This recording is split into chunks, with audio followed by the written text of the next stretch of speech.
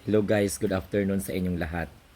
Ayan, sa lahat po ng mga bumabatikos at sinisisi si Pangulong Bongbong Marcos sa flood control projects anomaly, gusto ko lang sabihin na pinakabugo yan na mentalidad. Pinakatanga at pinapukawalang kwentang pag-iisip.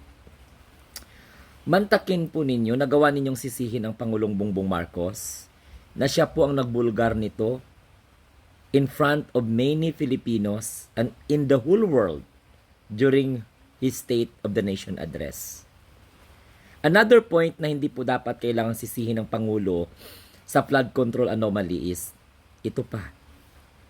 He accept the resignation of the Department of Public Works and Highways Secretary Bunuan.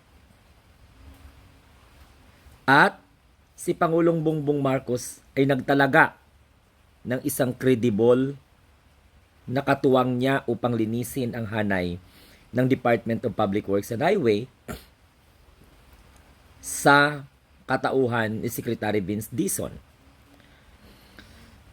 Another point na hindi po dapat sisihin mga hangag ang Pangulong Bongbong Marcos ay ang kanyang surprise visit sa sites na kung saan napag-alaman niya natalamak po ang mga flood control projects na naging kaluluwang ligaw. Meron mang mga flood control projects pero substandard. At si Pangulong Bongbong Marcos mismo ang nagbulgar ng mga kontraktor na nakipagsabuatan sa mga proponent na hanggang po ngayon inaalam pa po sa pamamagitan ng samot-saring mga investigation. So paano ninyo sisihin ang isang pangulo na lumalaban ngayon sa korupsyon? Na walang kamalay-malay ang mga ordinaryong Filipino kung hindi niya po ito binulgar, surprise, na corner ang lahat ng mga buaya. Tapos may hiya pa kayo na sisihin ang Pangulong Bongbong Marcos?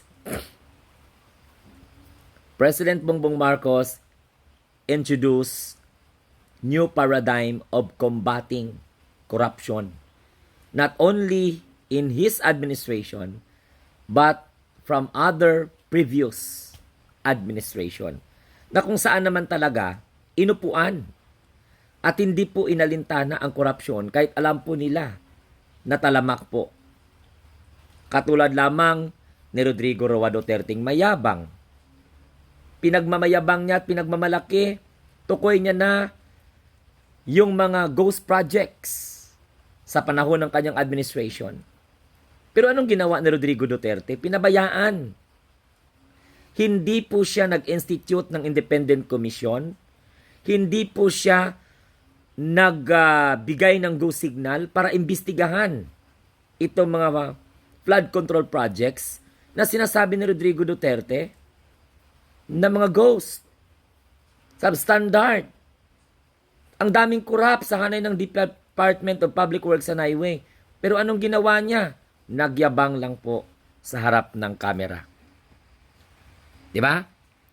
Nag-press con, nag-briefing, pero walang nangyari.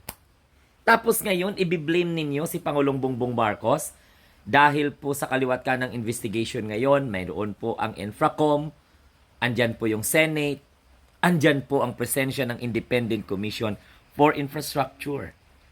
Yan ay matibay na basihan na yung katangahan ninyo, wag niyong ibaling sa Pangulo. Ngayon kung may mga sangkot na mga senador o mga congressman, let's wait for the findings of the investigation ng Independent Commission for Infrastructure. So anong ginapalak nyo? Lalong-lalo na mga supporter ng mga Duterte na manawagan ng pagbaba ng Pangulong Bongbong Marcos dahil si PBBM daw po talaga ang dapat sisihin. Mango lang ang peg. Sa mga points na inilahad ko po sa inyo, simula sa pagbulgar ng Pangulong Bongbong Marcos, na-appreciate nyo ba? Ay kaya lamang po, anong sabi ng ating mahal na Pangulo? Kahit sino, sagasaan kung kinakailangan.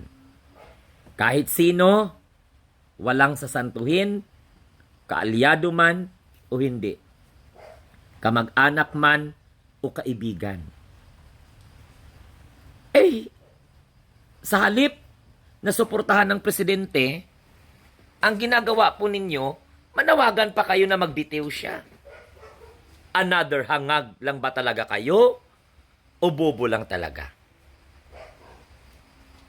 Yung hinahangaan nyo na Pangulo ng Republika ng Pilipinas, nagawa ba niya ito? Napaimbestigahan ang sarili niyang administration? Wala. Bagkus nagkup-kup ng mga kriminal. Ng mga lulong sa ipinagbabawal na gamot na ginawang bisyo. Anong may pagmamalaki ninyo sa mga puon ninyo? May kumpara nyo ba yan kay Pangulong Bongbong Marcos? Hindi.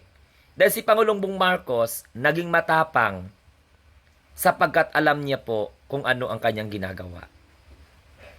Sa tagal na panungkulan ng mga idol ninyo dyan, na nagaling-galingan, na nandoon na po sa International Criminal Court.